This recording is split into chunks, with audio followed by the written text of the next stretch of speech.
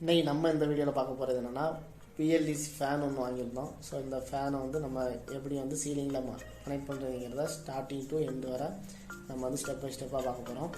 எதுக்காக இந்த BLDC fan நம்ம யூஸ் பண்ண போகிறோம்னா, இது வந்து யூஸ் பண்ணுறதுனால மேக்ஸிமம் 50% இபி பில்லை வந்து நம்மளால் ரெடியூஸ் பண்ண முடியும். ஸோ எதனால்னா, நார்மல் ஃபேனை விட இந்த பிஎல்டிசி ஃபேன் வந்து பவர் கன்சப்ஷன் வந்து 50% கம்மியாக தான் பவர் கன்சப்ஷன் பண்ணும். இந்த ஃபேனோட டெக்னிக்கல், இந்த ஃபேனை சீலிங்கில் எப்படி கனெக்ட் பண்ணலாங்கிறத இந்த வீடியோவில் நம்ம பார்க்கலாம்.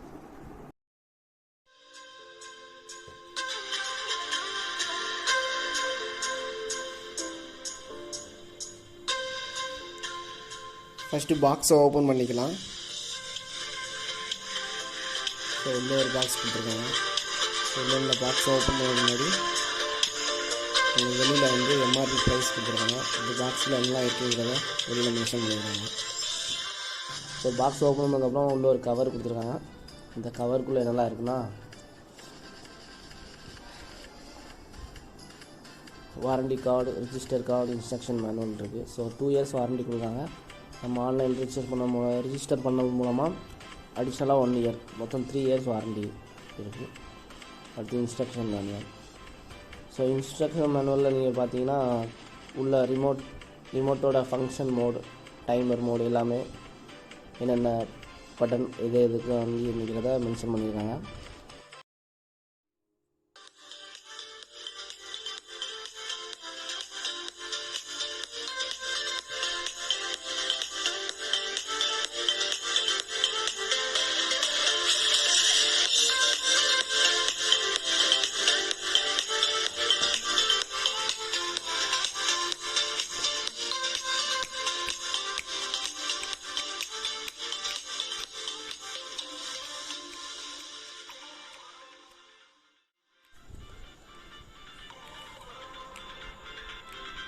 ஃபஸ்ட்டு ஸ்க்ரூவை ஒன்றா ரிமூவ் பண்ணிக்கலாம்.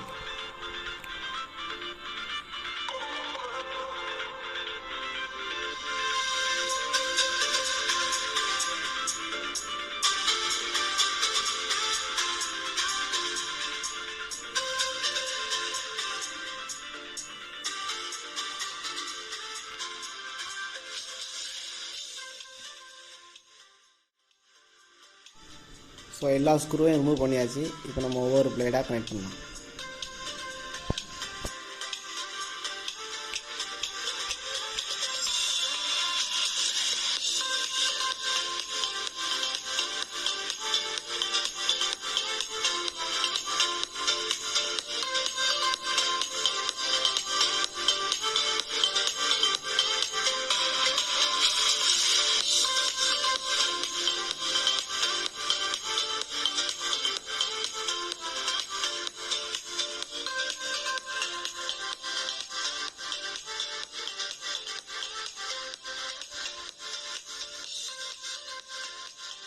இப்போ நம்ம 3 பிளேடையும் கனெக்ட் பண்ணியாச்சு. இதில் பார்த்தீங்கன்னா பிராண்ட் வந்து ஆட்டம்பர்க், மாடல் நேம் வந்து எஃபிசியோ 1200, மோட்டார் டைப் வந்து பிஎல்டிசி, மேக்ஸிமம் பவர் இன்புட் வந்து 28 வாட்ஸ் தான் எடுக்குங்கிற மாதிரி இதில் மென்ஷன் பண்ணியிருக்காங்க.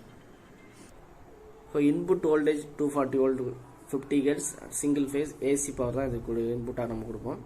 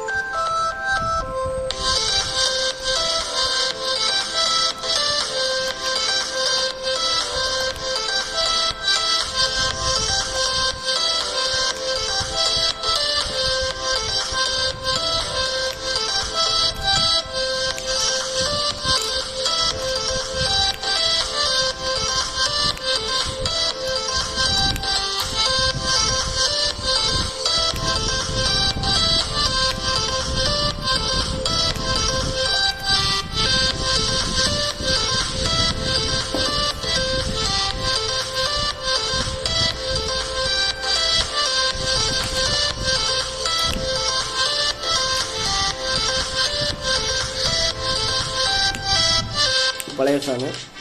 ஸோ இது வந்து ஆல்ரெடி ஒர்க்கிங் கண்டிஷனாக இருக்குது. ஸோ நம்ம பவர் கன்ஸ்ட்ரக்ஷனை வந்து கம்மி பண்ண வேண்டியதுனால நம்ம BLDC ஃபேன் வந்து கனெக்ட் பண்ண போகிறோம். ஃபஸ்ட்டு மெயின் பவர் சப்ளை ஆஃபில் இருக்கான்னு செக் பண்ணிக்கோங்க. அப்போ தான் நம்ம எந்த ஒரு விபத்தில் இருந்தும் பாதுகாப்பான முறையில் நம்ம ஒர்க்கை வந்து கம்ப்ளீட் பண்ண முடியும். ஸோ நாங்கள் already main power supply off பண்ணியாச்சு. ஸோ ஃபஸ்ட்டு ஃபேனை கனெக்ட் பண்ணிவிட்டு அதுக்கப்புறமா நம்ம ஒயரை வந்து ஃபேஸ் நியூட்ரல் வந்து கனெக்ட் பண்ணணும். ஸோ ஃபேஸ் வந்து நம்ம சுவிட்சிலேருந்து வரதில்லைன்னா கரெக்டாக கனெக்ட் பண்ணணும். ஸோ அப்போ தான் அது சரியான முறையாக இருக்கும்.